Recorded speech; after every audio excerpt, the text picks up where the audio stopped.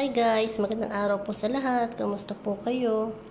I-share ko lang po yung aming gala last Friday na pumunta po kami ng Matra Port at dumiretso na rin po kami ng Fish Market at ayan po talagang na-amaze po ako sa lugar na to kasi po napakalinis niya ngayon at hindi po gaya nung araw na ang Fish Market po ng Matra medyo makalat, medyo madumi, pero sa ngayon po ay talagang napakaganda.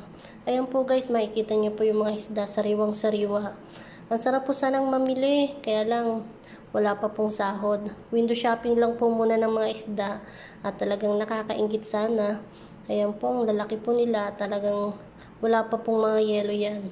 Pero babalikan ko po to kung sakali, basta may pera na. At ito pong shell na to na gusto ko pong matikman. Ayan po. Thank you po guys sa panonood at mag-iingat po tayo palagi. God bless po. Pa-subscribe.